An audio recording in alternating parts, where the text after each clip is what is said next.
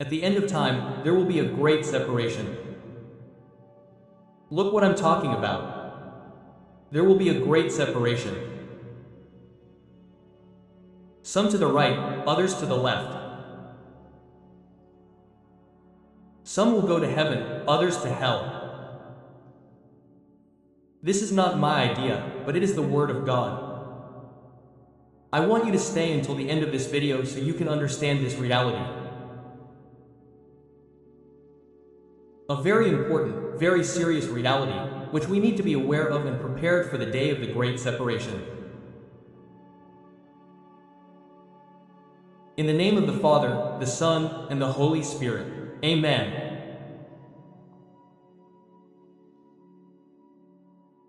Before reading today's meditation, I want to remind you that you are closer than ever to our 40 days in honor of Saint Michael the Archangel.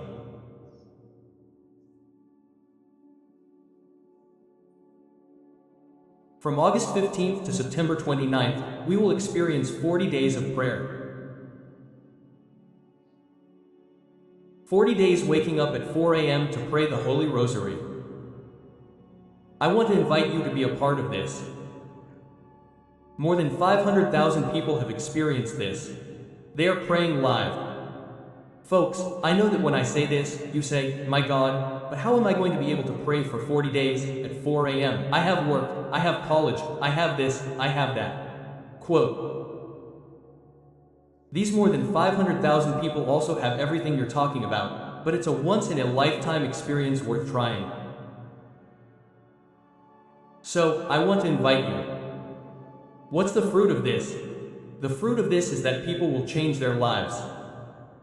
The fruit of this is miracles in every area of a person's life.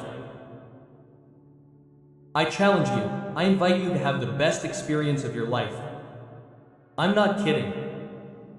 The people who have done it, the people who do it, they know what I'm talking about. So, mark your calendar. Let's do this experience. 40 days for God, friar, but it's going to be very difficult. That's the beautiful thing. You will offer a sacrifice of love to Jesus. Okay? I'm waiting for you, and thousands of people are waiting for you on my social media, on my YouTube channel, on my Facebook, on my Instagram. You'll be able to follow along at 4 a.m. from August 15th to September 29th. Today we'll meditate on Matthew chapter 13, verses 47 to 53.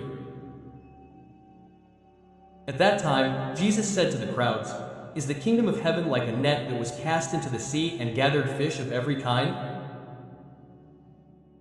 When it was full, the fishermen drew the net to shore, sat down, and gathered the good fish into baskets, but threw the bad ones away.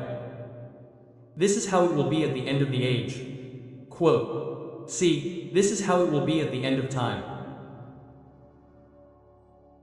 The angels will come to separate the wicked from the righteous."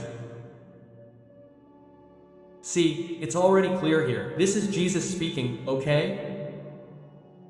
This is how it will be at the end of time. The angels will come to separate the wicked from the righteous and will throw the wicked into the furnace of fire in hell, and there will be weeping and gnashing of teeth. Do you understand all this? They answered, "Yes." Then Jesus added, "So then, every teacher of the law who becomes a disciple of the kingdom of heaven is like a householder who brings out of his treasure things new and old." When Jesus finished telling these parables, he left. Word of salvation. There will be a great separation. Good on one side, bad on the other. This is so serious, because what I'm talking about will happen to you and me, okay? No one will escape. The question is, which side will we be on? No one will escape. No one will escape what I'm talking about here now, the great separation. No one, not me and not you. The question is, there are only two sides for us to be on the right or on the left, heaven or hell. Which side will you and I be on? Open your Bible to Matthew chapter 25, verses 31 to 33.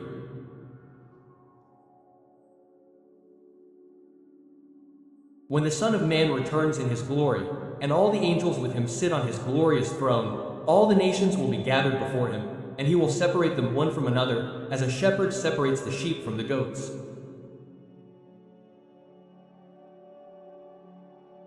He will place the sheep on his right and the goats on his left.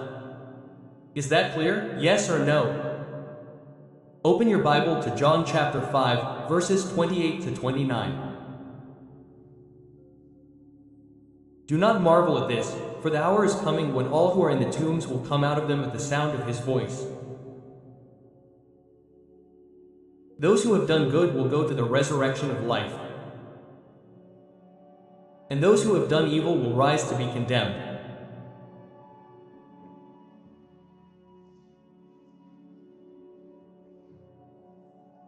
Beloved brother and sister, the word of God is very clear. There will be a separation. God will separate the good from the bad. And which side will you be on? See, the Bible is giving us direction. Look, I'll read it again. Marvel not at this, for the hour is coming in which all who are in the tombs will come forth at the sound of his voice. Pay attention. Those who have done good. So, what is the secret to me going to heaven? Do good. They will go to the resurrection of life. And those who have done evil, and evil here, folks, is sin, okay? Good here is a person who lives a life of holiness. Evil here is a person who has given themselves over to sin, given themselves over to the things of the world.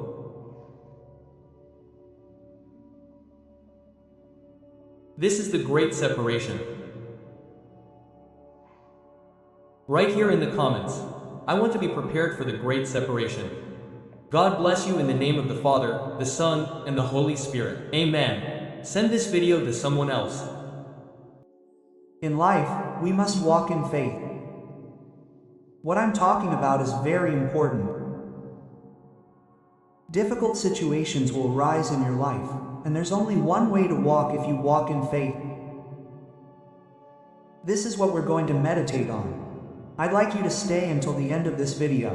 In the name of the Father, the Son, and the Holy Spirit. Amen. Matthew chapter 14, 22 to 36. After the crowd had eaten their fill, Jesus made the disciples get into the boat and follow him to the other side, while he dismissed the crowds. After dismissing them, Jesus went up on the mountain by himself to pray. Evening came, and Jesus was still there alone.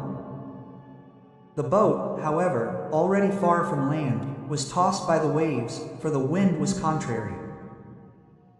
You see, the boat is your life. And often, in this boat that is your life, you encounter rough waves, problems, sickness, and tribulations. The wind was contrary, meaning many things go wrong. It seems like things aren't going well. It seems like you're rowing against a headwind, contrary things, contrary situations. Around 3 a.m., Jesus came to the disciples walking on the sea.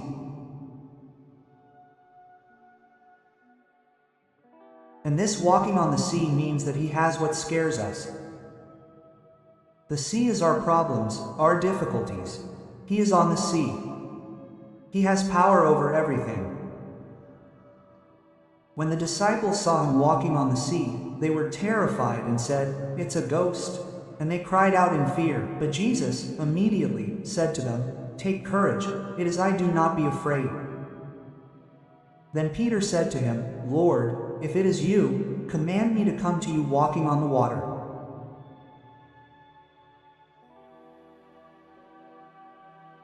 Jesus answered, "Come." Peter got out of the boat and began walking on the water toward Jesus. But when he felt the wind, he became afraid and, beginning to sink, cried out, "Lord, save me." Jesus immediately reached out his hand, caught Peter, and said to him, "You of little faith, why did you doubt?" As soon as they got into the boat, the wind died down. Those in the boat fell down before him, saying, "Truly you are the Son of God." After crossing, they disembarked at Gennesaret. The inhabitants of that place recognized Jesus and spread the news throughout the region. So they brought all the sick to him, begging that they might just touch the hem of his garment. And all who touched him were healed. Word of salvation. Look how beautiful this is. Jesus answered, "Come, Peter." Peter got out of the boat and began walking on the water toward Jesus.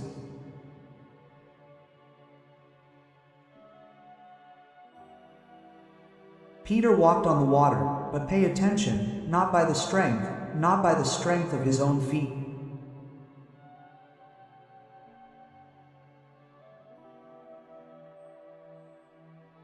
Peter walked on the water, but not by the strength of his own feet, but by the strength of his faith in Christ.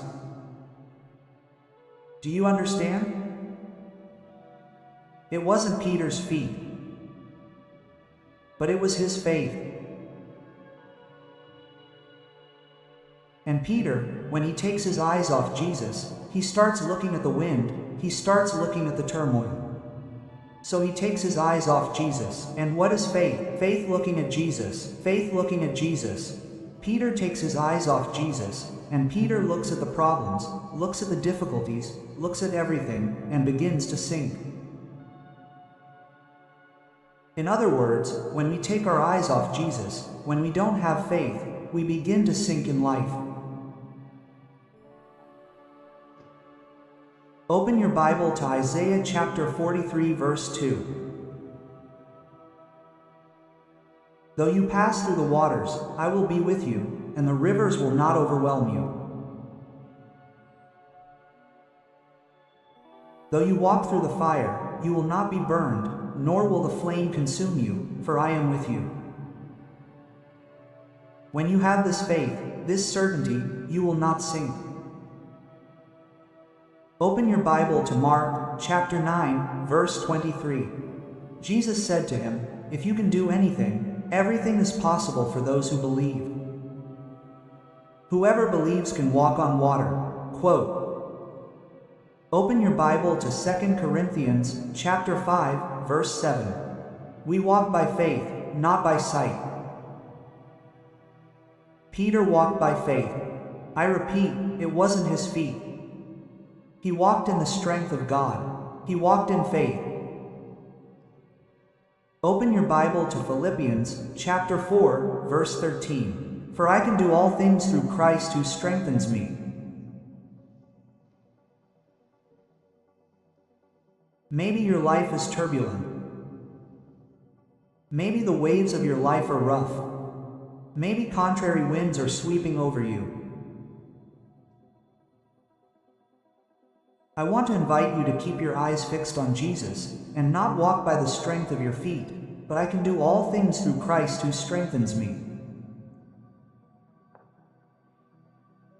Peter didn't walk on water because he had strength. Peter walked on water in the strength of God. So, in the strength of God, you will overcome all things. Amen. Right here in the comments, I want to walk in faith with my eyes fixed on Jesus. If you do this, you will not sink in your life.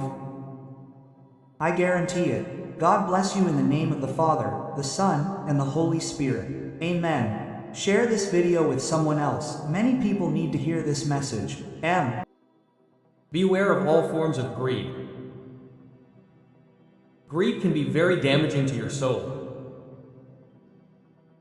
And we live in a world where there is a lot of greed. Stay with us until the end of this video. Let's meditate on this reality. In the name of the Father, the Son, and the Holy Spirit. Amen. Luke chapter 12, verses 13 to 21. At that time, someone in the crowd said to Jesus, "Teacher, tell my brother to divide the inheritance with me." Jesus replied, "Look, even today, this inheritance business, how much fighting it causes, right? How much fighting this inheritance business causes.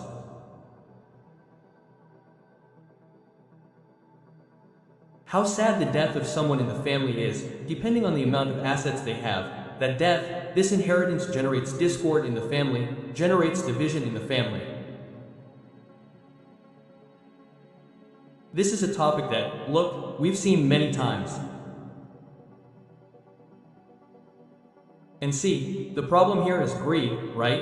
It's greed, it's the greed of brothers, it's the greed of everyone who has a right to that money. So, everyone wants their rights, but the worst thing is when everyone wants more than the other and it turns into a fight. I think I deserve more because of this, because of that, and deep down, what is it all about? Greed. So, Master, tell my brother to divide the inheritance with me. Jesus answered, pay attention to Jesus' answer.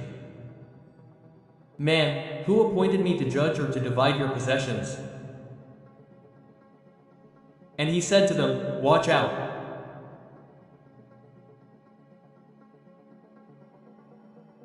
Beware of all kinds of greed, because even if a person has many things, a man's life does not consist in an abundance of possessions.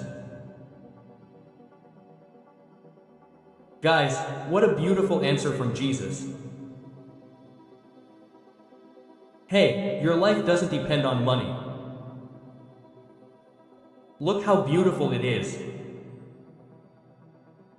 Even if someone has many things, a man's life does not consist in an abundance of possessions.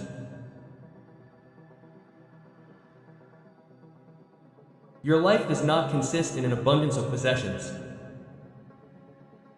So does that mean you're worth more than someone else because you have many possessions and someone else has less, is worth less than you? Of course not.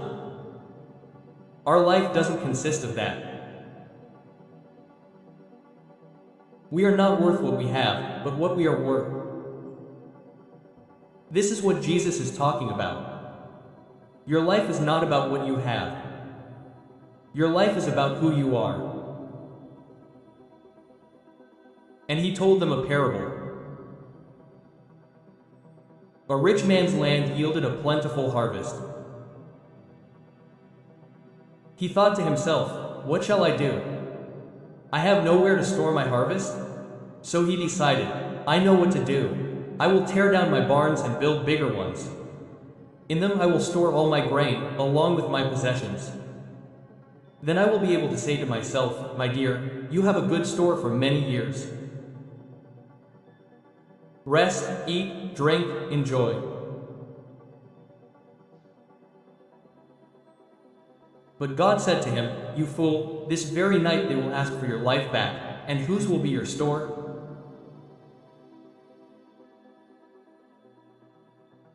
Look at the person who lives to accumulate.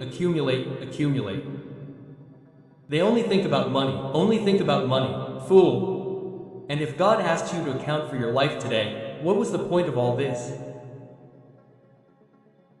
The same happens to those who store up treasures for themselves but are not rich before God. Word of salvation. People, what a beautiful thing, right? What good is it to have great riches, but not to be rich before God? So, there are many people who have nothing, but are rich before God.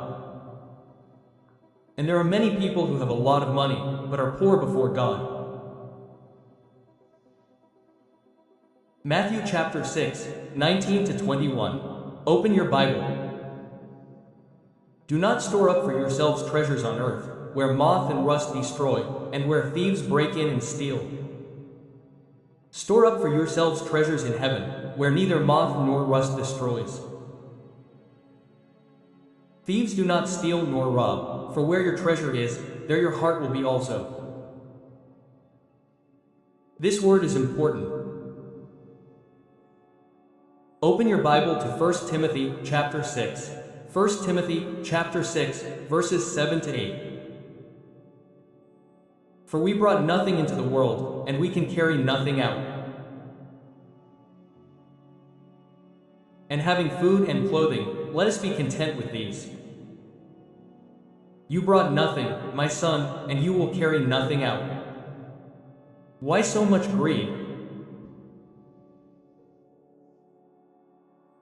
Open your Bible to Hebrews chapter 13, verse 5. Live without covetousness, without love of money.